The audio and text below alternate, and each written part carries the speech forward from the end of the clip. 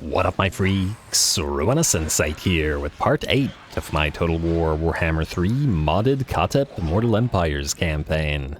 So as we saw last time, yet another extremely eventful episode as Khatep took down army after elite army. He's certainly starting to rack up the traits, adding Bella the Ball and Ulthuan Undefended, as well as Tyrion owes me speed, melee attack, weapon strength, recruit rank, casualty replenishment, winds of magic, power reserve, and more weapon strength, all glorious for powering Khatep's army up. In addition to that, we are doing fairly well, generally speaking, on Ulthuan, and we'll be looking to knock out Eataine relatively soon. Though I do wonder, are we able to force vassalize them rather than destroy them? I guess we'll find out once we reach the Galleon's graveyard, where presumably they hold their last territory. Would be kind of funny to vassalize them and just leave them there. Though I guess it does depend on what trait exactly we would get out of the Galleon's graveyard, as in what the unique building there does specifically for the Tomb Kings, because if it gives us a bunch of Tomb Barks, I'm kind of inclined to take those, because they're kind of hard to get due to them needing ports as their thing. But anyway, I digress already. So, what we're going to do this time around, in this particular turn, is... Okay, I guess we have to move everybody but Khatep, so let's get started on that. Rahobi. Right, Rahobi, you are either in place to go for Hag Grief, or we could risk your army being destroyed and attack Abash Blood Gatherer. Now, this is one of the better books of Nagash, as I recall. This is the hero one. Hero capacity +1 for all heroes. And the more heroes the Tomb Kings have, the earlier, the better, because every single hero generates at least 3 canopic jars when they get the levels into them, and that just powers everything. So, it's certainly something to consider. The other option would be to go for Hag Grief, but if we get damage taking Hag Grief, there's probably no way that we defeat this. I'm honestly kind of inclined to at least attempt this. Oh, this is probably attrition territory due to the Chaos Corruption, meaning to attack you, we'd probably want to... I guess stand entombed beneath the sands. Let's see if I'm right about this. And we can't attack him this turn either way. I wish we could go into channeling stance, but wait. Switch out of entomb and... Oh, we actually don't suffer attrition here. Alright, then channel. We'll probably need the mana, and then move towards Abash Blood Gatherer. I hope I'm not wrong about this. I'm also not entirely sure. Oh wait, he's not at war with us, so he won't attack us. We could also probably wait for the Tomb Prince.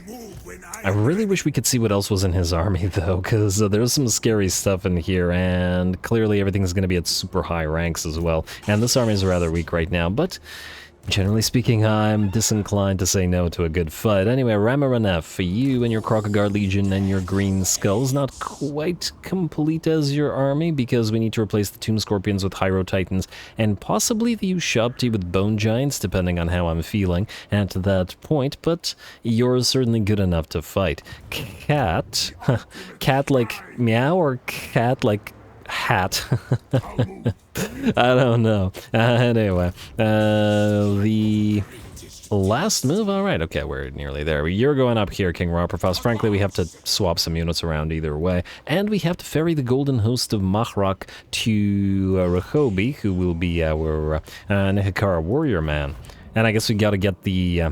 we gotta get the Assyrian's Legion of the Netherworld to him, and I guess we gotta get the Flock of Jaff down to the Fire Army, because it's a fire damage dealer.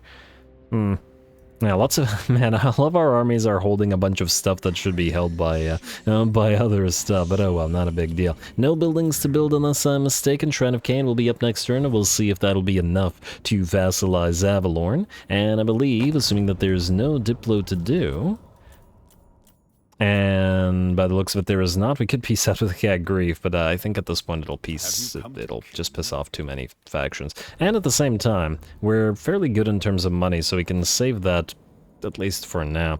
There's also a temptation to try to make friendly with the Empire by declaring war on a bunch of factions they're at war with, like Bone Rattlers and Fecundites, although at this point it's not enough to get the trade agreements going with them. We could wait until they start fighting with Sylvania And then get the non-aggression into the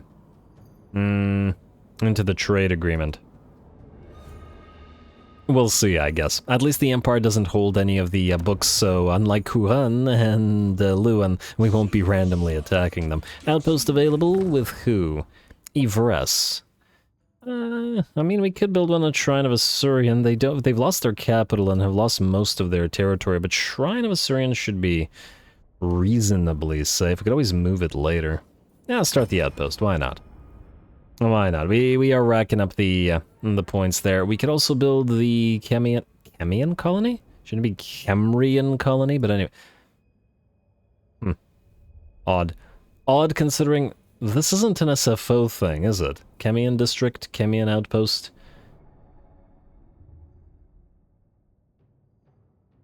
Is there a Chemian word other than Kemrian that I'm not aware of? I don't know, but anyway. It feels like that's not correct because these should have been around for a very long time. Anyway, let's build these up since we have the cash. And we're good. Outpost construction begins, and let's end the turn. And see what we see. Alright, Cairnthel still held by these guys. Vol's Anvil with Alistar beside it. By the looks of it, Alistar sacked towards the thigh. But didn't take it. Well, everybody just consistently... Oh, there's Grommy. Right, I remember seeing him at the end of last episode, or the middle of last episode, I don't know. Moving around out here. Declare war, Kalidor, really. Just Vol's Anvil by itself. Okay, dude, sure. Why not? Why not? Do we even ask these guys for help against this? We just trade it to them. Let's not worry them. Don't bother calling our guys to help. We'll just go over here and take it. I don't know what the heck the point of this is. Just the AI being a wacko, as it does occasionally. Fecundites destroyed. Oh damn! I missed my chance to declare war on them. That's a bit of a shame. Hero capacity for Lich Priests, great, and Khatep. Well, we know where you're going. You're going to Cairnthel. Right here. Oh right, we can land through Angarial. That's fantastic. You are going to go into Great Dynasty's stance. And what do we have in Grommy's army here? Nothing crazy. Honestly, it's probably not worth the fight. I'm kind of more interested in the very difficult battle of the Book of Nagash. When he comes back, hopefully with better units, we'll give him a fight, but for now, not worth our time. Sorry, Grommy. We'll occupy the place again, and then just trade it again. I guess you can build a military structure and go for it. Enemy killed in battle, diplomatic relations with high elves, well... I guess that can work. Enemy hero action success chance for Sakom. I've always wondered, does anybody know, does the enemy hero action success chance when it's on a hero, does it apply only to that hero? And if it's on a lord, does it apply to the entire army, or is it only actions against that particular lord? Like if the lord has the anti-hero thing, and an enemy hero tries to assassinate one of our heroes, does it apply? I have no idea. But anyway, we got more dynasties available. We could start recruiting. Going through these, we could unlock more legions, but I think maybe we get a few more heroes. I want to at least get all the ones that are paid, and then go for others. And let's get more Lich Priests or more Tomb Princes. It doesn't really matter, just go through them all. And might as well check buildings while we're here. Ashen Coast, you're nearly good, and we've got more Ushabti coming in next turn. We are good at Sildra Tor, but we'll go into Worship of Construction Reduction in order to build stuff up at Sildra Tor. Red Desert, you are still growing, and we'll be doing so for a while. Iron, Sand, Desert. Yeah, growing for a while yet. Alright, Southern Ivres, don't bother collecting income, as it will be expensive, or you will rebel rather. Eotain is fine. Shrine of Kane. Ooh, yes. This is what I wanted to see. Alright, Moment of Truth. Shrine of Kane is worth I wonder if they did that on purpose. It's worth exactly the amount needed for these guys to become our vassal. On purpose or coincidence? What do you guys think? Anyway, we'll do that, but what we'll first do is move Rakash out of here, so that he doesn't get bumped out of it when we trade it. And what we can do then is pop you into channeling stance, because you have very little mana, and go outside of Shrine of Kurnus, and just in case one of these guys attacks us. Oh, there's no army here. Well, nonetheless, you still need to channel. Plus, you got your first Scorpion, sir. Hopefully you'll be happy with it. Anyway, Shrine of Kane, you're going to these guys. Always welcome here. And Ilariel will become our vassal. Propose offer. Beautiful. More tribute for Khatep. Unfortunately, one annoying aspect of vassalization is that they technically sort of break all their agreements with other factions, meaning all the other factions will kind of dislike them. But, well, what can you do? It's not like we're going to not get the vassal... Ooh, look at that. The northern provinces. Huh. Excellent. You have decided to Minus 58, eh? If we could declare war on a few more of them, we might be able to try to vassalize the Cathians. Oh, it looks like the bastion has fallen, and they're in trouble. How are the Skaven doing? I actually don't see a lot of Skaven corruption, so they might have gotten destroyed. There's Chaos corruption down here for some reason. Kind of interesting. But anyway, we'll set an army to sail down there to see what they're doing. Anyway, the thing is... Abash... Oh, we still can't see what's in your army. Well, I guess we're gonna have to try either way. You, sir. Stone Shaper will give us missile resistance and armor for construct specifically, or we get the Wrath of the Creator, which gives us reload skill, and I'm inclined to say the reload skill is probably the thing to pick, simply because the Ushabti, Chosen of the Gods, are pretty much the only thing keeping this army intact at the current time. Just under the assumption that the Prince cannot in fact reach us, and by the looks of it he cannot. We will, however, move up. We're going to give Abhishek a try. And this guy has base chance, but at the cost of vigor, I don't think so. We'll just go into regular stance and declare war on you, and see if we can't take ourselves another book. Alright. Cygor, couple of Minotaurs, high-level Minotaurs as well. This is iffy, this is very iffy. Valiant defeat, casualties high. Damn, that's a good army. Savage Orc Biggins, Bistigor Herds. Damn, too much armor. We don't have a lot of armor piercing here. We got Savage Orc Boar Boys, Savage Orc Boar Boy Biggins, some Centaurs with great weapons, 2 frickin' Arachnaroks at max tier, or nearly max tier. A bunch of Minotaurs and a Cygor as well. Can we win this? I don't know, but we're going to try, and we'll see if we can. Let's get to the Banner of Swiftness on the Ushabti so that they can reposition quickly, and then their Gleaming Pennant, I guess on the main line. So let's pop it onto one of the Tomb Guard. I mean, I guess we could pop it onto the Necrotect as well. So that he could reposition himself, and he won't melt away, so, well, unless he gets wrecked by something. But anyway, we're gonna give this a shot. Abhishek, Blood Gatherer. Rahobi, it's time. Do or die, my friend. I don't believe you're immortal. Oh, it's a risk of a lot of items. I guess we can back off if we start taking too much damage. Go.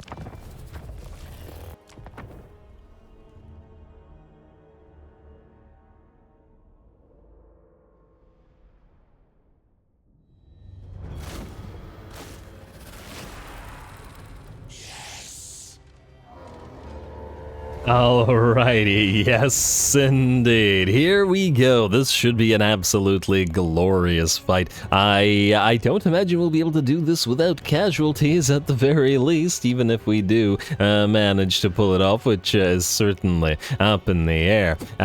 Just a lot of elite units, but hey, we're close to our own territory, and it's a Book of Nagash after all, so I'm willing to risk the loss and the damage. Anyway, we're going to start the battle off by Vanguard deploying 2 of our units of Sepulchral Stalkers forward and getting some of those shotgun blasts into the charging Minotaurs, who get immediately extremely annoyed by this sort of thing. Hardly surprising, and they've taken a little bit of damage here. Not too bad, about 15% of their HP off from a couple of volleys. The other 2 Sepulchral Stalkers are in the midst of our... wait now. They're all the way back here.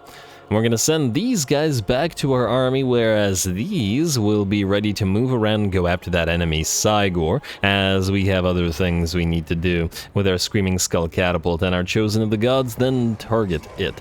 Speaking of the Chosen of the Gods, they're firing away at these Bestigors, which are definitely going to be a critical target. And there we go. Killing some of those Savage Orc Biggins wouldn't be too bad of an idea either. I just think with the armor piercing and the armor on the Bestigors, they're probably going to be the more important enemy. Out here, we're back in those Sepulchral Stalkers up. Fortunately, they're very, very quick with their 75 move speed and can escape the Minotaurs as needed. And in fact, we'll sort of run parallel to them at least a little bit to get a few more shotgun blasts into the other enemy line.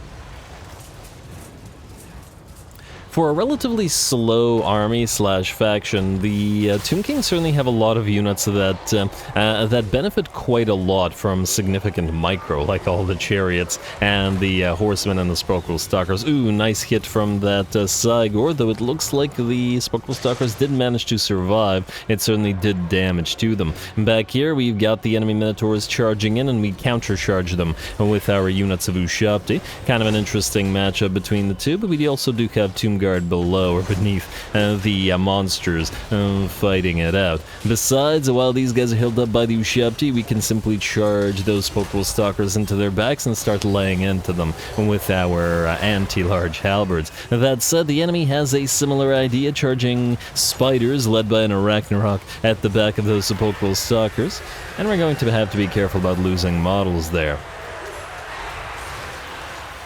Alrighty, and the battle is adjoined as the rest of the enemy army moves on in. The Sepulchral Stalkers did not appreciate getting charged in the back, so we popped the Neru's incantation of protection on them, giving them that nice 36%, 40% physical resistance. They're certainly gonna need it, and hopefully they'll be able to move through our formation of units as soon as those Minotaurs attempt to book it out. We also switched our fire with the Chosen of the Gods, now attempting to focus down the first of the enemy Arachnaroks, as well, it's pretty much the only unit we have that can deal with those darn things.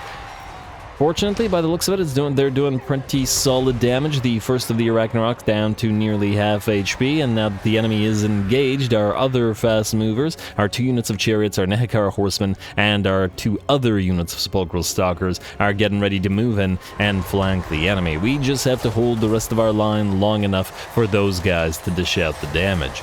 And line is holding. The first of the Arachnaroks is now wavering down to about 20% of its HP. A few more of those split shots from the Chosen of the Gods, and it should be out of here. A unit of enemy Minotaurs attempts to break through the line, but we do have another unit of Sepulchral Stalkers, the one that originally got charged, I believe. Actually, no, it's a different one, but it's also damaged.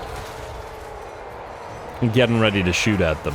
And speaking of, there we go, shotgun blasts coming in, some of them firing into the Arachnarok, being held back by the Ushabti and Tomb Guard, though non-halberd wielding Tomb Guard over on this side. The first of the enemy Arachnaroks shatters as the Chosen of the Gods finally bring it down in terms of HP, and the rest of our fast movers have flanked the enemy and are moving in. One of the Sepulchral Stalkers begins to chase down a unit of Minotaurs. We certainly don't want them running away or reviving, while the rest of the units move on towards the Centaurs and the Savage Orc Boar Boys.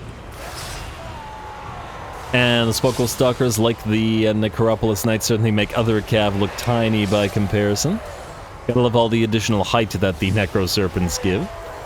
And a Skull Storm comes down, I believe the second Skull Storm of the day, or of the... and oh, what is this? Huh. Game hiccuped a little bit. Hopefully it doesn't freeze there. That ain't great.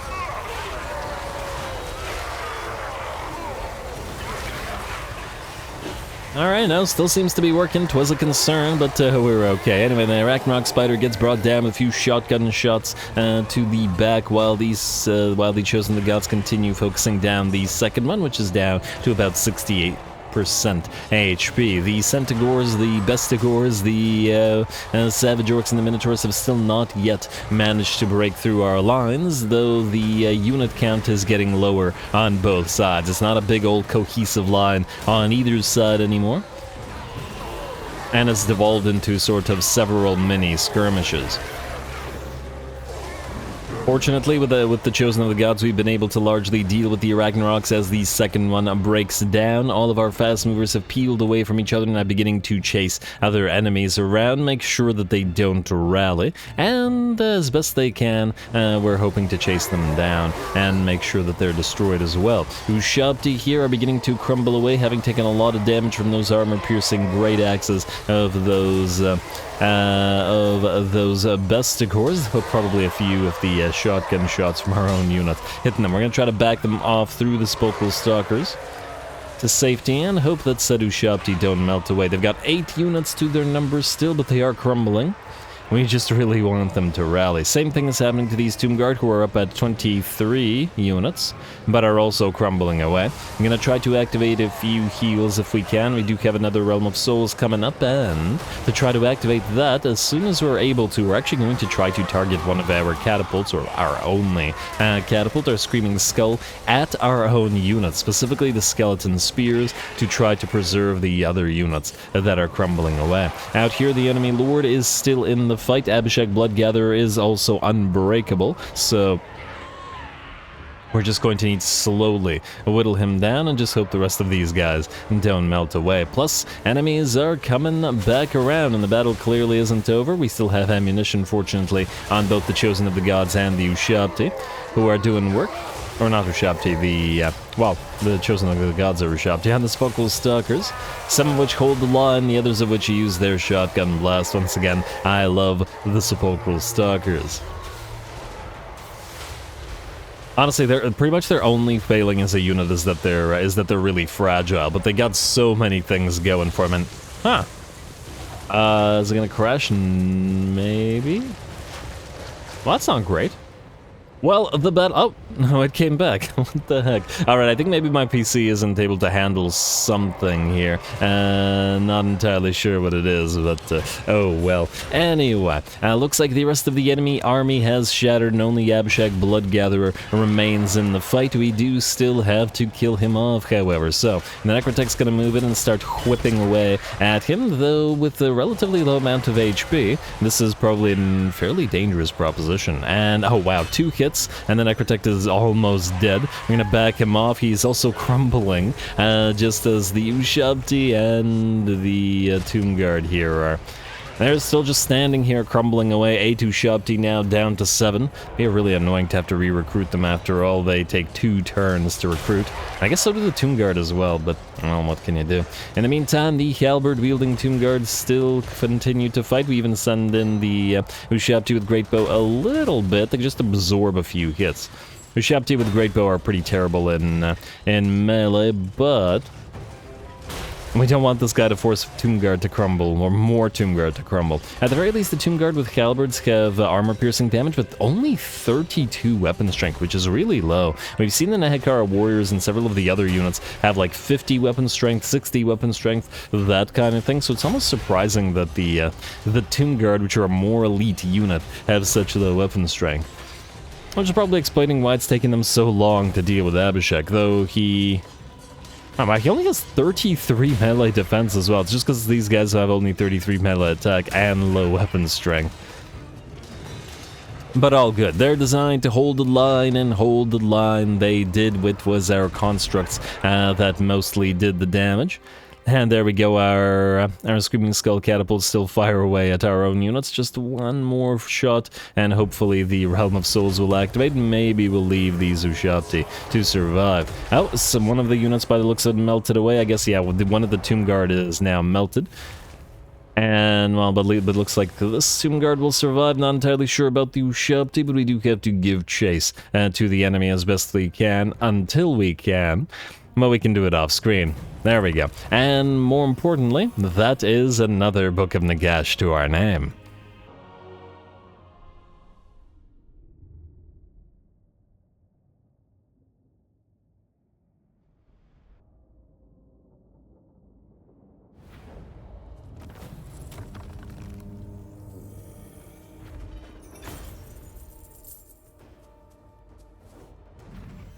Ooh, alright, just managed to pull it off there. Frankly, I think we did a little bit better than I thought we might otherwise have. Lost one of the units of Tomb Guard, but they melted away, as things usually do, crumbled after the, essentially, after the battle was over. They just kept crumbling and crumbling while standing still. Frankly, the same was happening to the Necrotect, and the same was happening to the Ushabti, who lost about 4 extra Ushabti just a crumbling post-battle, and the Necrotect nearly died. It was the Necrotect's death that essentially forced me to end the battle there, and not chase down a few extra units. Otherwise, more of the enemy army, including probably the Cygor and a bunch of other units, would have been destroyed. But, well, can't do anything about that crumbling away. I guess we're gonna bind souls to heal up a little bit, as we still need to destroy the rest of this army. And it's going to move towards Nagaron and drag their garrison out. That would be cool, but I don't think that this army can handle it while so damaged, meaning this little army will survive. I do wonder if it allows them to rebuild or not. Alright, I guess we've no choice but to... Oh. I was about to say we could move into Entomb Beneath the Sands. We could also grab this place, the Temple of Kane. And it's got basically no defenders after all. And then maybe loop back around. Okay, move, thank you. And there we go, we got the first Book of Nagash for our trouble as well. You know what, grab this. And heal here, and we'll see what this army does, how it reacts. This will, by the looks of it, not kill anything. Alright. Or at the very least, not enough for us to be concerned with it. And we'll occupy it, if nothing else, for the free jars. This will also enable us to heal a decent little bit. Now, we've got a... Damn it. Okay, 1 second. Sorry, guys. I have to answer my door. Nope, not somebody at my door, just my cat being wacky. Anyway, great job, Rahobi, on that fight. We'll see what happens after this, but it's the Book of Nagash, and that was the important thing. Okay, we'll use the capacity in a second. Let's level you up, sir. You have the Canopic Jar Hoarder. Frankly, the rest of the blue line is pretty useless for the Tomb King, so I'm probably not going to bother them. Though the Lightning Strike could help against the stronger armies than ours. You will need Sun-Scorched Bones. Though, let me just see here. We have Brass Lunged, Embalmed in Elixir. Trapped Soul gives us the spell resistance, which could potentially be good if we give him an Earthing Rod. I'd say Usak's Incantation of Desiccation would be quite useful as well, but would it be more useful than Sun-Scorched Bones? For the Nehekar Warriors, not so much, but we don't actually have them in this army yet, even though we will. How much mana do you have? You have 101, so... Not that you don't have a lot of recharge, but anyway, let's get Usak's and Passage of Soul Realm. In Necrotech, let's get you something as well. Now you are gonna get Stone Shaper, and then we'll go into Canopic Jar Hoarder right after. As for what else we could put into this army, I suppose if we have somebody lead the Nehekar Warriors, we could do double Tomb Princes. We already have one in this army, but it has more... has more of the weaker troops. Maybe double Tomb Princes for every time there's a Lich Priest Lord as opposed to a Tomb King Lord. We gotta level them up somewhere, after all. Anyway, let's go for Tomb Prince. We have Loyal Guardian here, flanking immune. No, I'm gonna say another Cavalier. Alright, do you have Cavalier? Did I do Cavalier on both of them? No. Yeah. Okay, good. And we'll do you as well. And next up we got Necrotect available once more. We got another Nehekaran Ingenuity one. That's lovely. Your Necrotect has the double restore Genius Architect thing, which is fine. You don't have a Necrotect at all. Until Cat... Oh, who's also a Genius Architect. Well, I guess we could put into this army. Or into this army. Alright, either way, let's move... Oh! Oh man, this is probably the best time to attack the dwarfs, isn't it? Go figure. Alright, we'll get the other Necrotect up and running in a second. Let's see what else we need to move around, and we'll probably attack Grombrindal right now. He's going to attack us. We've no choice, guys. No choice at all. It's similar to to how I had no choice in taking the Sword of Kane in an earlier episode. Now, if we attack you from here, will you move this way? That would be preferred. Let's find out. I am excited to try out the Krokagar Legion and the Green Skulls. I don't even think I've ever seen them before, so I am interested in them. Gromby, you're at war with Hagrief and Nagaron, both of which we are at war with as well, meaning we just attack you directly. Sorry, sir, but -331 is a guarantee that you will attack us, A, and B, well, you just haven't been a very good ally. Declare war. And he's gonna back up, and will we be able to reach him with... No. Alright, so it'll be a one-on-one battle, or at least one army on one army. Sounds exciting. Let's try these new guys out. Any stances for you? I don't think so. Alright, close victory, medium casualties. The problem is these guys don't have sun-scorched bones as yet, meaning they are going to be quite weak compared to what they should be. Like, the enemy also does have an artillery piece where we do not know fast movers in our army either, so we have to advance under fire and hope that the Ushabti with great bow can close the distance quickly enough to obliterate that bolt thrower. Away we go.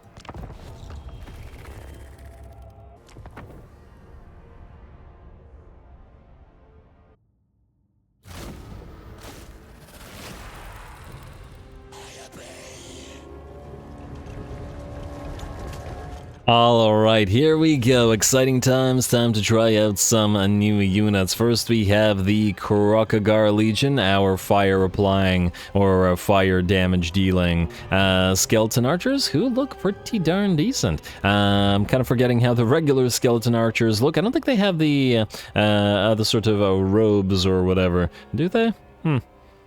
Well, either way, these guys do look pretty good. We'll see whether they damage pretty good shortly. Then we have the new Green Skulls unit, which... Alright, so they have a lot of sort of a vampire count stuff. Looks like they're a vampire count skeleton warrior with vampire count shields by the looks of it.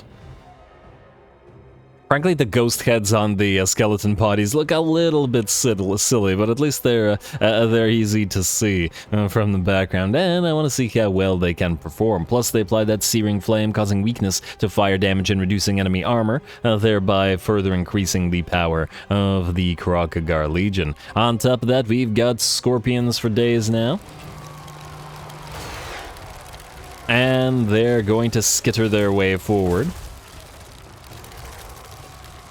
I'm gonna take a few shots from the enemy Thunderers and Coilers, dive, burrow through the ground, and wade on into the enemy. Blasting charges come down from some of the enemy miners, but probably not particularly threatening to the Scorpion yet. More or less fine. Granted, we don't have a way to repair these guys in this particular army, but the Dwarf Warriors and the Miners will probably take so long to dish out the damage to them that the rest of our units will be ready to move on in. We can also activate the Jop's incantation of Cursed Blades upon them, and give them that bleed application, which will enable them to dish out additional damage. Alrighty, keep on making them bleed, and here come the Burning Skulls, gonna wade into those miners. That should be a relatively easy proposition. Yeah, see, these guys have 54 weapon strength, compared to those Tomb Guard with halberds with their 30-something.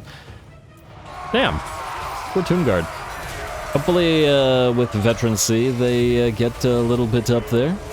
I wonder what, I mean, I know that they're halberds, but I'm curious as to what kind of damage Blackguard and other elite sort of units have. Well, I mean, that's probably not the greatest comparison, because they're much more elite and much more difficult to acquire. Though it is, I suppose, a tier 3 versus a tier 4 difference only, not like a tier 2 and a tier 5. Maybe another better comparison in SFO in particular would be Graveguard with halberds. Anyway, our green skulls, burning skulls, green skulls, have made their way in and are overrunning the enemy lines while fire arrows come down from above from the Krokagar Legion. It looks like a lot of the enemy units are not happy about this. We also got to remember that the green skulls, while a relatively basic unit, do have terror upon them. So at the very least, enemy units susceptible to such are not going to have a particularly great day against them, especially with a little bit of help from those scorpions. A lovely to at last start the day with the Tomb King dreadnoughts, as they are. Alright, and now that the green skulls have made their way into the main line, the other scorpions have peeled away and have joined the fray against all of the enemy range units, thunderers, quarrelers, etc., being distracted and pinched apart by the constructs. And once again, aesthetically, you got to love the scorpions. They're just a fantastic looking unit. Not as cool as a Hyro Titan perhaps, but still pretty darn up there. And the poor Lich Priest and Turd within is probably tremendously amused at the whole situation. Or at the very least, that's what's happening to the enemy.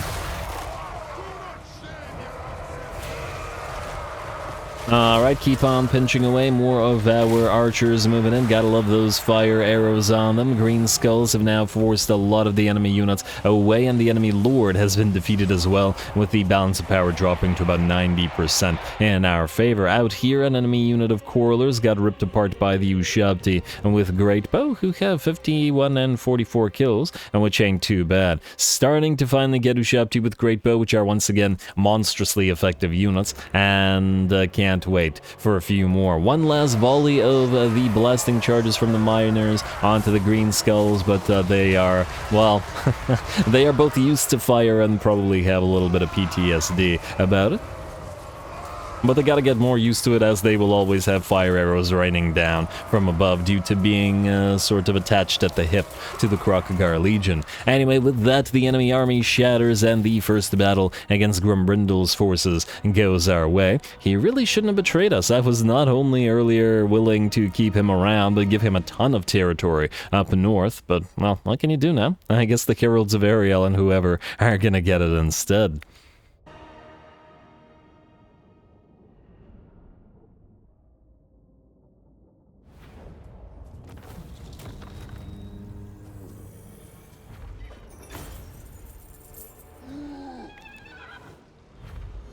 Alright, not bad. Look a little bit silly or not, at least against the basic enemy troops, the green skulls seem to be reasonably effective. The scorpions did fantastic, 10k, 9k, and 15k, or at least nearly so, and damage on there. And I guess you, third scorpion, since you did so well, you deserve a name for your trouble. Now, Endless March will allow us to move further faster and give us money. I'm also kind of tempted to start taking jars at this point, though, and in fact I think we're gonna grab the jars. 2,000 gold. Would we trade 2,000 gold for 50 jars? Yeah, in many situations I think we would. Also, Scroll of Shielding, not super necessary, because we're better off turning it into a Crown of Command. It has potential on Tomb Kings, I suppose. But anyway, the Scorpions do take considerable damage, so once again, I think the use of them does necessitate these Genius Architect guys, or at the very least, the ability to restore. You are going to move in March stance out here, and the two of you together will advance upon Drekla Spire, since you need to trade some... Well, actually, no. Technically, you need to trade units over to Rehobi, but I guess we can meet up north. We just have to meet up anyway. And just hope that the lizards don't declare war on us right now. Yeah, anyway, we're going to get the other Necrotect. You, Nehekarn Ingenuity. Wait. Do you have a Necrotect? No, you don't. I should have built you a Necrotect before deleting the territory. Well, I guess we... I mean, technically you only have the one Tomb Scorpion, but you will have you will have need later on. Alright, I guess we'll get one at Angarial or White Tower of Hoeth and then send it up north. Nehekarn Ingenuity again it is. Alrighty, and Khatep, you are good where you are. What else do we have in terms of Lich Priest? We have two available to us. Do have another Wise and Lich Priest of Nehekara. More spammy spells. We don't really have the room in this particular army, especially with the Lich High Priest, unless we want to get rid of somebody. And I think if we want to keep all the Krokagar and Green Skulls in this army, it seems unlikely. We could have another one in this army, in theory. Although if you're going to have 2 Tomb Princes in this army, it might be a little bit much. Especially considering you also have a Necrotect in here. Though I suppose we might potentially at some point lose the Necrotect out of this army. What about you? You have another Lich Priest of Nehek. You know what? I think we'll pop him into your army. You can go into this army for now. And we'll get the Lich... Yeah, we'll get the Lich Priest of Nehek. That's wise. And we'll immediately get him the Canopic Jars and I guess Joffs. You know what? 2 points. And then into Canopic Jar Holder. There we go. I assume we have no other wise Lich Priests, at least not right now. I'm still tempted by that Potion of Healing, but I feel like wise is just... I mean, I know it's only 2. It's not a lot. But also at the same time, every single one counts. We need a ton, after all. Especially, for example, just like this alone will cost us like close to 3k. Then this is another 1.5k. A bunch more here.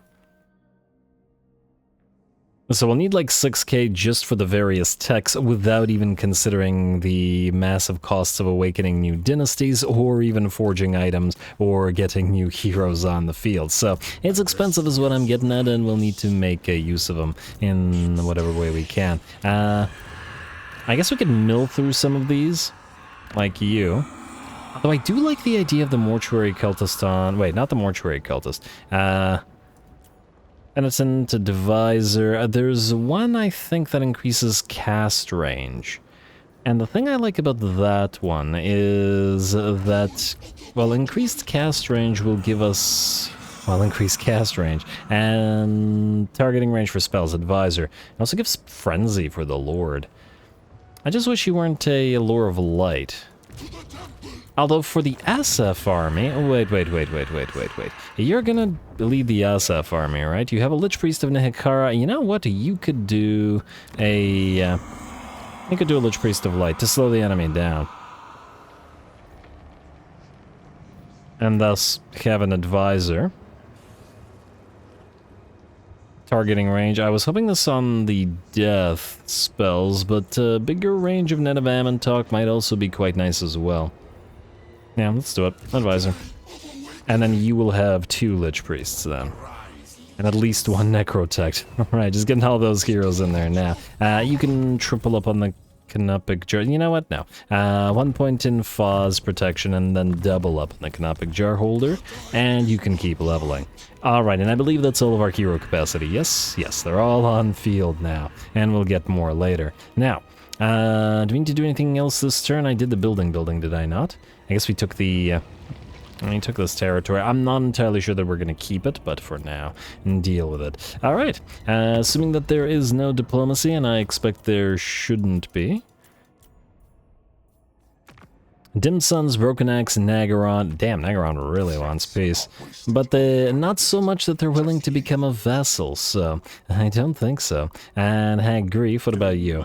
Yeah, also not so much that you're willing to become a vassal. Dim Suns are not vassalizable. Broken Axe are vassalizable, but I'm not sure that that's a vassal that we actually want. Yeah, don't want pump wagons to outdo our chariots because they're much, much better. Anyway, end the turn. Oh, and we got to take a look at rights, but I think the only right we had... Oh, hello. Hello, Gozbag Badax. Badax. Oh, did he get... Alariel, come on, man. I got excited about fighting that big old stack. Oh well. I do see Gromby is out here. We could try to head out towards him, and if he doesn't join battle, perhaps Gilgallion. Illyrian. Break our military axe. Oh, frickin' elves. Alright, and this is why you vassalize elves, folks. Otherwise, they just get annoying. Faction destroyed Dim Suns. Oh well. Another hero capacity for Tomb Princes. Plane of Dogs has growth reduction. And you are not able to reach Elysia, eh? What's the likelihood that Gromby's willing to fight you? I'd say he's probably not, but if we go out to sea, we could grab Island and then go for Elysia, assuming that Hilariel doesn't take it, but it looks like she wants to push towards Griffin Gate, which is fine. Next, Dynasty Research. Once again, I'd like these, and I'd like a bunch of stuff here. Well, actually, we can't access the Tomb Guard buffs right now anyway, so not super important. Let's just do the Priesthood of Joff and get the next Lich Priest. Get all the hero capacity that we can, and that's the last one. And then we'll probably grab the Bright Shields and the Xandri Black Shields, and then probably grab at least a few of the more important upgrades. There's some solid stuff here.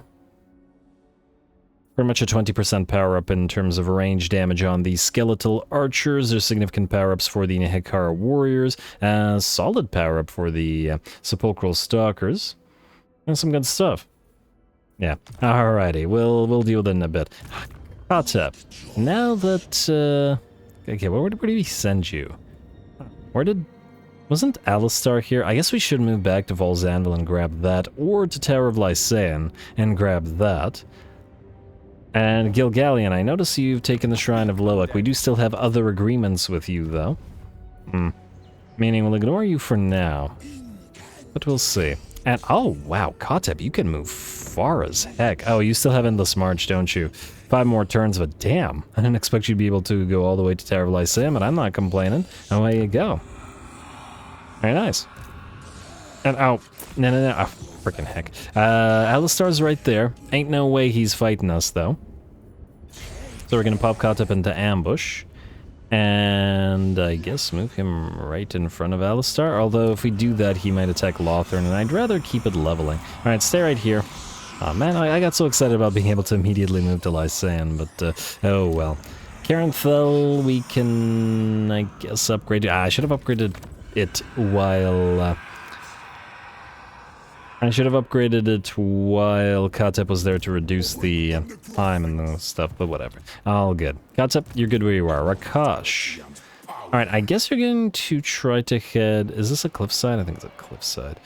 You're going to try to head to the water to go after Admiral Leech. You can't reach him, but oh well, not a big deal. We'll see what happens. Wait, is he... Oh, actually, he's stuck. Actually, that does work out, so we can knock him and his Black Arc down. No more of that annoying Black Arc support. And Rahobi. A rogue army. Oh, that's that rogue army that didn't die. Man, my memory is going.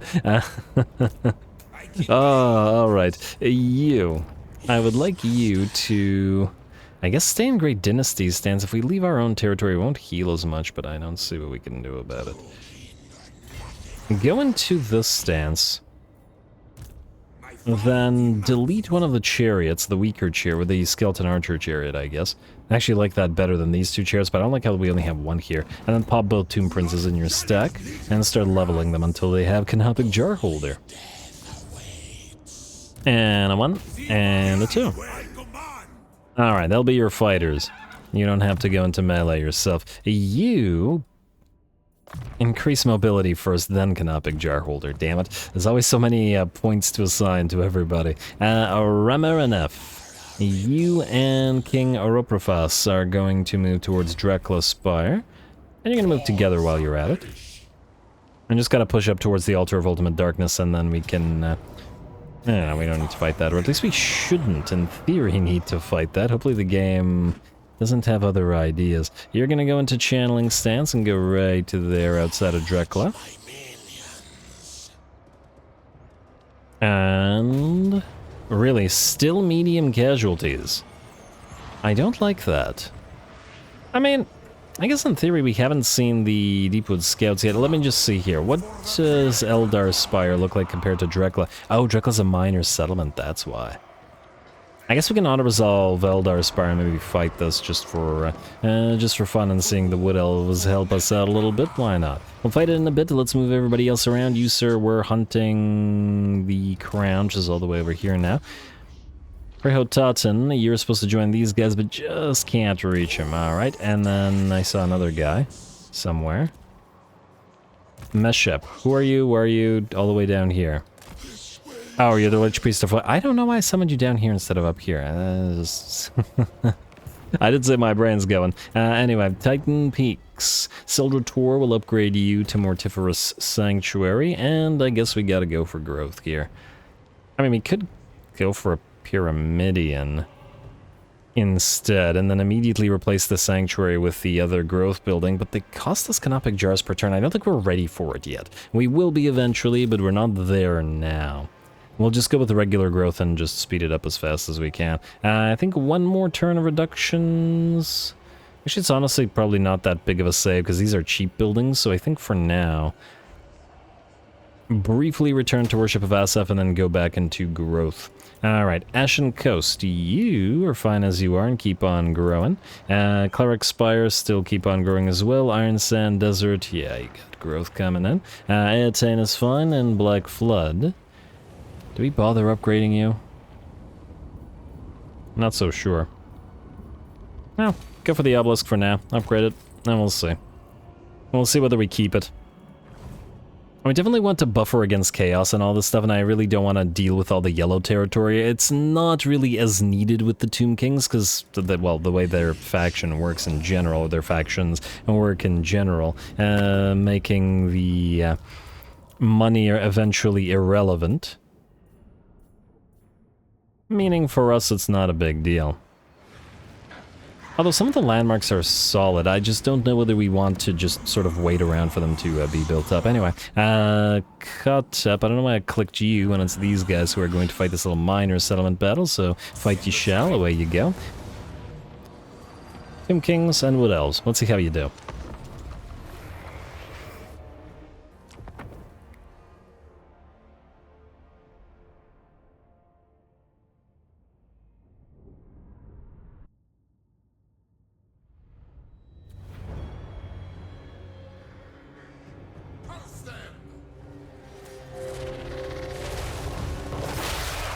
Alrighty, here we go. Probably a relatively small battle in this particular case, but I was excited to see these Swift Shiver Shards and see how they did with our army. Nice to have some allies with the Tomb King armies, especially considering that we get them for free. Granted, the Swift Shivers aren't particularly expensive anyway, but at the same time they do magical damage, which we can use and have a fairly solid weapon strength, especially when nobody is near to stop the activation of their close aim ability.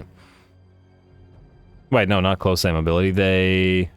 Oh, is close aim active? Don't they have a thing where they do more damage if no enemy is close by, as opposed to when enemies are close by?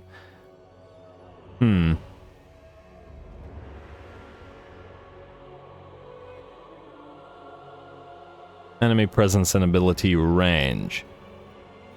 Well, either way. It hardly matters. We are going to have them start off on the explosive tower out here, and in SFO, it's quite difficult to bring these towers down, and it does, there's a tier 4 tower firing explosive shots at us, and probably gonna make a pulp at least a few of those units. Out here, the enemy Thane has moved in, the Lord of the Settlement, and we're going to surround it with Spokal Stalkers and Scorpions, whereas back here, Grombrindal has been summoned on the field due to, I guess, an army-bound ability due to his faction, and is now surrounded by Ushabti, Tombguard, and, well, not Tombguard, but Golden Host of Mahrak, the shields, because of their Tombguard shields confuse me, and will hopefully get ripped apart. Speaking of the Golden Host of Mahrak, this is their debut battle. They're going to be in Rahobi,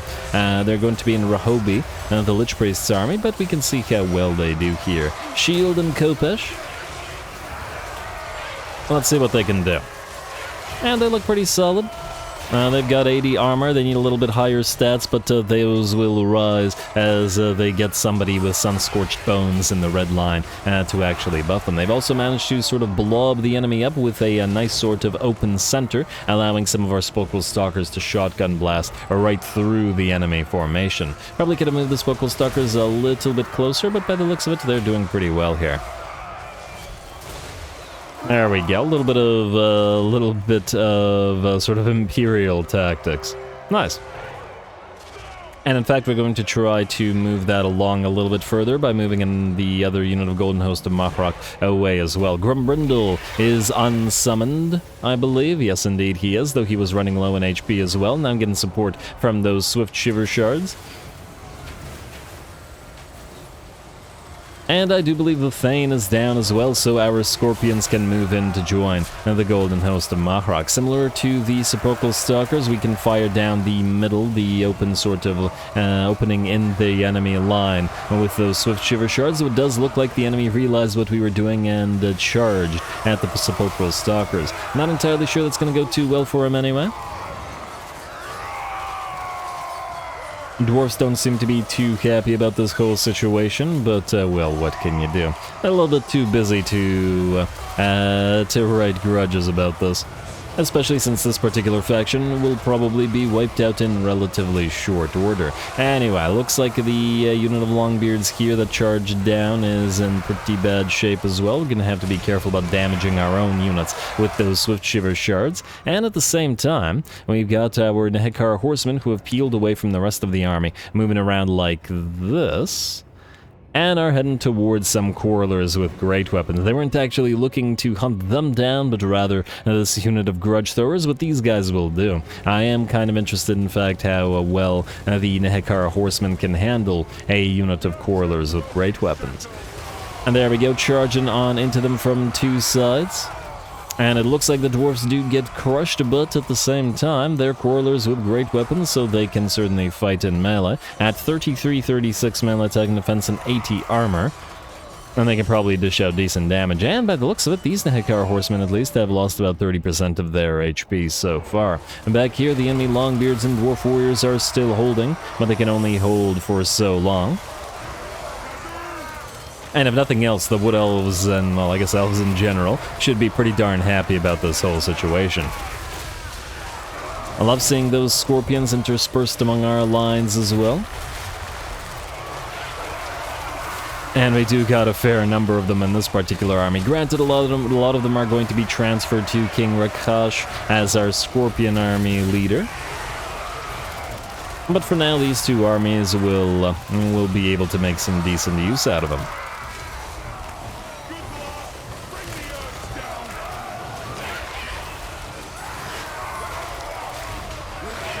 Alright, how are we doing out here? Looks like an enemy unit of Quarrelers is the target for these Swift Shiver Shards, who are, well, doing decent damage to them, let's say. Could use a little bit more, but it's alright. Alright, and there we go. These guys are now close enough to activate the close aim ability. These guys are also close enough. I guess the presence of the Longbeards or whoever is actually the closest is working for him. Back here at the same time, the Nehekara Horsemen have managed to defeat the Quarrelers, but have both taken very, very heavy damage. We're just going to peel them away and have them hunt the artillery crew, which shouldn't be tanky enough to deal with us, but I guess we'll see. Anyway, looks like the dwarfs that were holding the line are finally getting overrun. Spokal Stalkers, Ushapti, Scorpions, and Golden Host of Mahrak are moving forward now. And the Swift Shiver Shards can attack while we advance, as I do believe they have fire whilst moving, yes? Yes, indeed they do. Lovely.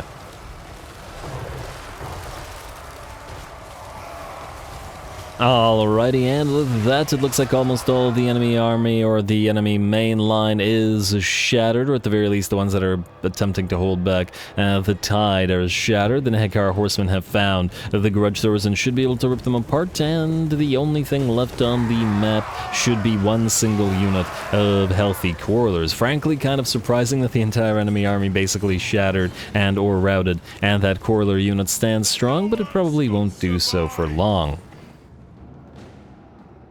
And this is the Quarreler unit I'm talking about, still firing away as the tide advances. A few of the enemy units, I suppose, might come back. Oh, this one did come back and is recapturing that key building that the Nehekara Horsemen took. The Grudge Throwers are out, and it does look like the Quarrelers will rout as well before the rest of our army moves on. And probably a smart move. You might at least have a chance to escape before these Scorpions arrive and pinch you apart. Alright, and a lovely debut for the Golden Host of Mahrak as well. which are looking pretty solid.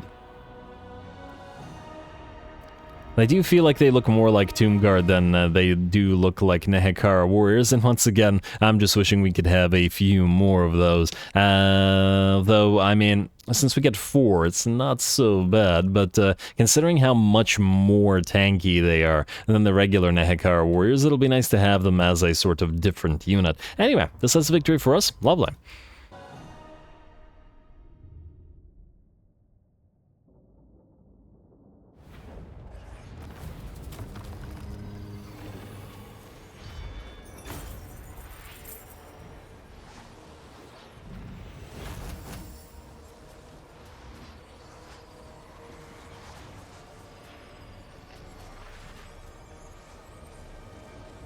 Alright, easy enough. Certainly took a little bit of damage on the Nehekara horsemen, but they were relatively unsupported. Decent damage out of the Deepwood scouts, though perhaps not as much as we'd like. Hardly surprising, considering most of the damage was dealt by the Scorpions and the Sepulchral Stalkers into a little bit of a degree. The Ushabti, and they were just in the way of the archers firing into the main blob. On the bright side, though, we'll get plenty more opportunities to make good use of them. For now, we will occupy the place. And a Featherfoe Torque. I don't know if we'll keep you, but what I do know is that the Wand of Jet and that the Scroll of Shielding can be transformed into another Cloak of Dunes. You know what? No. Cloak of Dunes and Crown of Command, I'm going to fuse you both into hopefully something better. Yeah, Crown of Command is decent for the Tomb Kings, as it can prevent your unit from crumbling away for, well, 30 seconds. Well, at the very least, if you catch them before they start crumbling. You know what, maybe keep it for now. We'll see, we'll see. We have a lot of heroes after all now. King Raprafos has a skeletal steed, that Storm of Necromancy. I really feel like it doesn't need to pop up at the end of every single turn, but whatever. Anyway, you keep channeling and keep on moving northward. We'll take Eldar's Spire next, and I see Malekith has returned at the Altar of Ultimate Darkness. Now, a moment.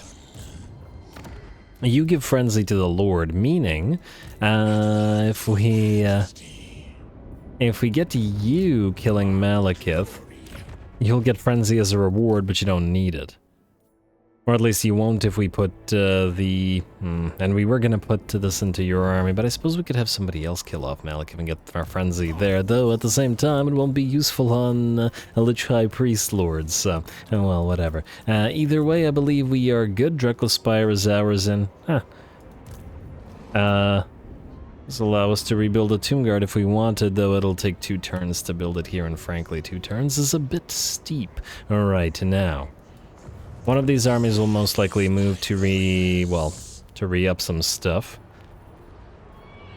I mean, this isn't what this army is going to look like. This is going to be our SF army, which will need skeleton archers. Skeleton archers you shall get then. And we'll replace those as we go. Lots of Sepulchral Stalkers, and yeah, one thing I do like the idea of, the Sepulchral Stalkers and the Deepwood Scouts both have Stalk and Vanguard deployment, and we could probably make some good use of those in some clever ways, or at least I'm hopeful that we can. Also, wait, you're going to be our Nehekara warrior guy. I notice you have no Nehekara warriors. Well, I'll get you some regular ones then. You know what? Screw the skeleton archers for now. Get a couple of Nehekara warriors here. I'll pop them into your army. Together with the Golden Host of Mahrok, obviously. Anyway, rest of that I believe is good. Khatep is not besieging or doing anything of note. Rights is only the Great Incantation of Xar with that useless Sandstorm ability. And I believe we're good. Unassigned skill points, building upgrade available, no. And now in the turn, let's hope that Alistar falls for this ambush. No, he's he moved to the tower. And Lethanar will declare war on us. Alright, I wasn't expecting that one. You're gonna get into it with the Heralds of Ariel. Really, you're gonna fight us rather than the dwarfs. We can't see the relationship, but I'm pretty sure it's over -100 due to the -100 aversion that Lethanar should have for them. Go figure. Well, we could not call the Heralds of Ariel to help, which would force Lethanar to travel through their territory. You know what? I kind of like that better. Kind of like that better. Don't call them to help. Let them keep fighting Malekith and moving up north. I'd rather them fight Chaos.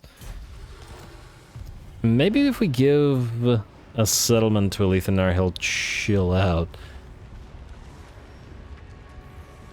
I'm not entirely sure why he decided to declare war on us. Probably pissed about Avalorn cancelling all their agreements and being our ally. But oh well. It's Eltharion we want, and if we can get to Alethanar later as well, that would be nice, but it isn't a necessity. Ooh, Faded Inscriptions is ready. Although 5 research rate is not all that much. It's the growth that we want, but if it takes 7 turns similar to this, it's a long time. And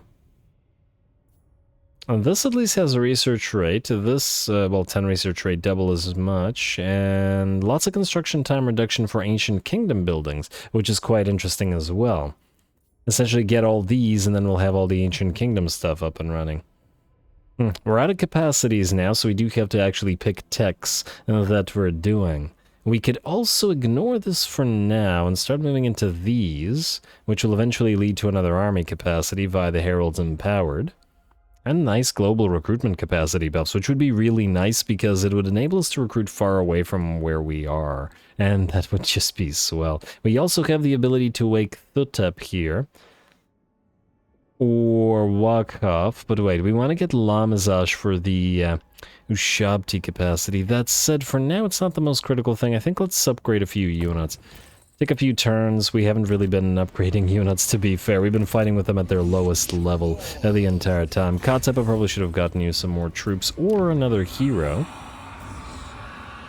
Loyal Guardian and Infantryman. Okay, I don't actually like those. And, oh, we do have a wise Lich Priest and a Custodian.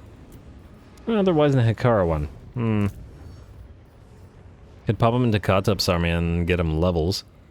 In theory, or into one of those other armies. We'll check them out in a second. Let's take the Tower of Lysaean. This army is probably not worth fighting. You know what I should have done? I should have also checked if there was an enemy out here.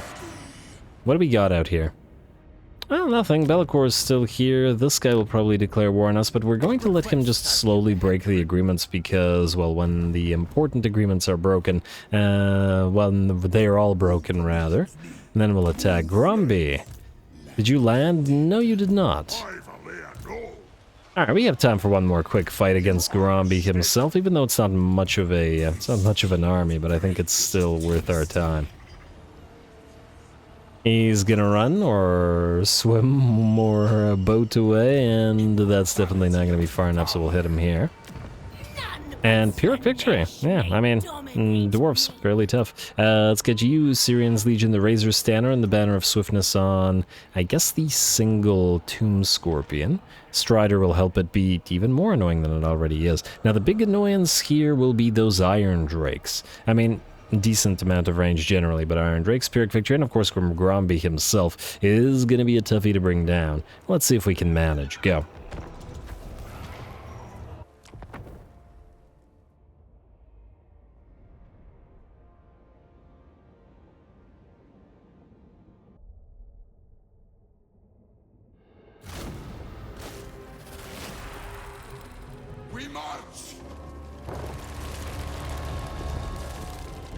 Alrighty, march, and so we do. Let's see how we do. Anyway, the battle's gonna start with the gyrocopters with Grimstone guns heading towards us and us trying to knock them out of the sky with our range cav and range chariots. I'm not entirely sure why they're closing the distance so much, but we can just stop them in their tracks and with the flock of Joff. As to whether this is going to be effective, that remains to be seen. Gyrocopters actually have decent attack, but especially with Grombrindal has no fear, but generally very, very low, basically non-existent melee defense. By the looks of their HP barely dropping, however, we're once again witnessing the issues with the flying units and hitboxes, I think. And a lot of the flyers are probably not actually able to hit the enemy. We're going to back the flock of Joff off now as the enemy quarrelers have moved into range over from this side and get a few more of our arrows flying at the gyrocopters instead, who are going to back off as well. We do have to watch out for those brimstone guns in SFO. They have longer range than the vanilla brimstone guns and are quite a bit more dangerous to infantry units, so we're going to have to be real careful about them. Or I guess generally units are anti-large here. Oh man, the gyrocopters are really different in SFO and vanilla, as I recall. Depending on how the Malachi edition has made changes. Anyway, I'm gonna charge on in with our ranged chariots. Can't keep in the fight for long, lest the same thing happen to these guys that happened to the Nehekara horsemen in the previous fight.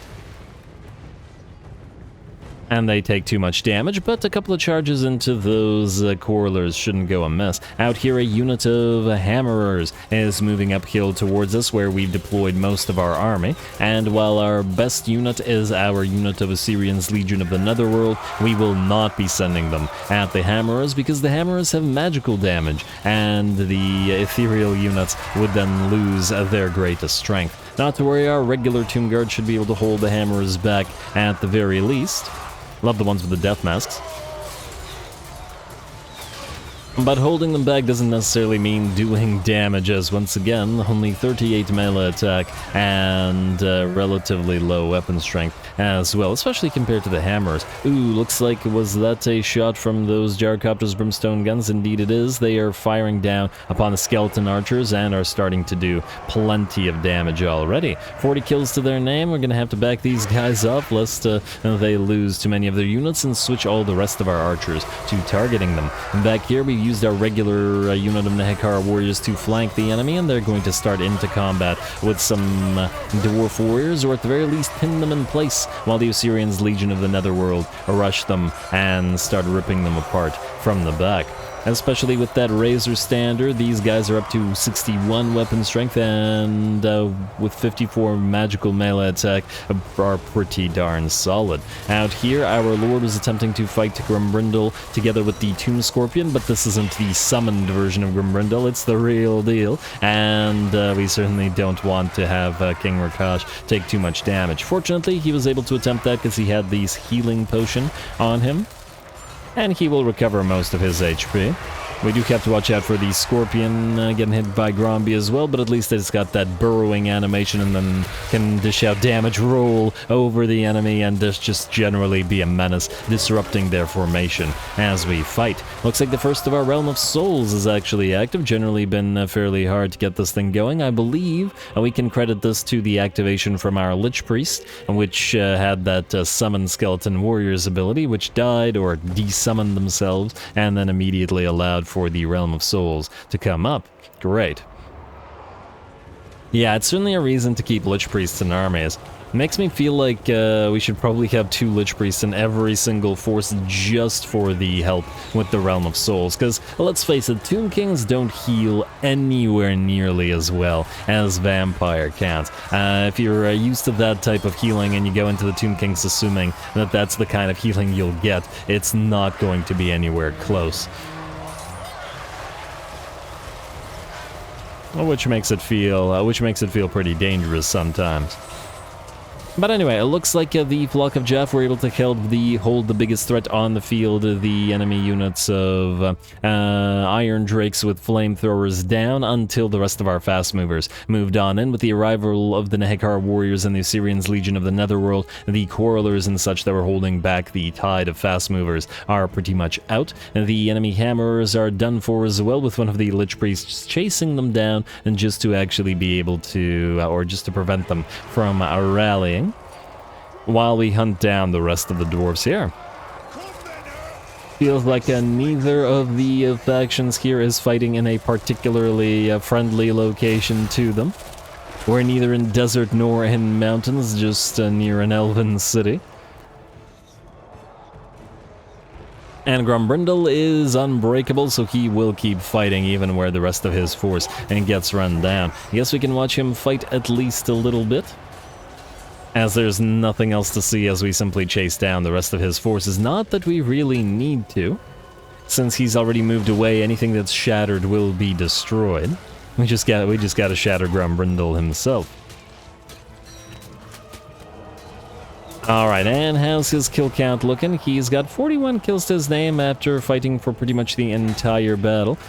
He's doing okay, but he's a much better duelist than he is rather, an infantry blender. He will absolutely rip lords and heroes in single entities apart, but as we can clearly see here, we can just distract him by throwing a single unit of a relatively weak spears at him and just distracting him in that manner. Anyway, we're gonna back these guys off now as they have begun to melt away and start pincushioning him with arrow after arrow and just sort of leading him around with Rakash rather than getting into combat. We've already seen that Gromby will defeat him for now, at least while we haven't buffed Rakash up, since the disparity in stats is absolutely massive.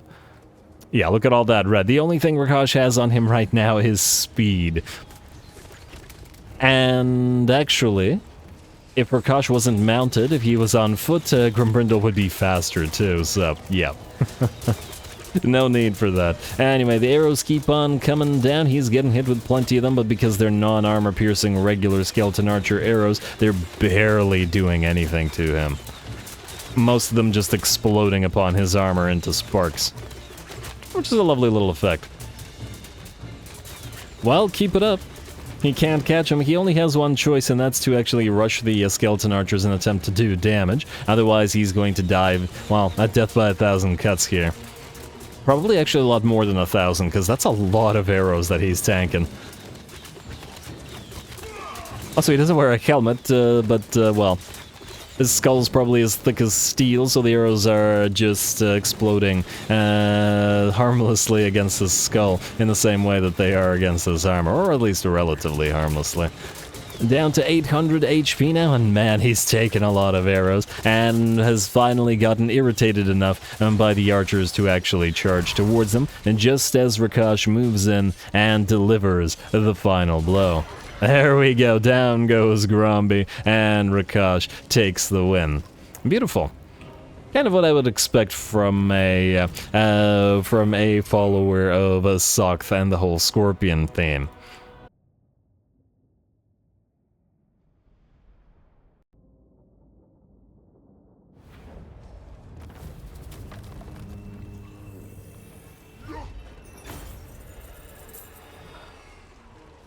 Alright, not bad at all, man. Gromby really is a juggernaut.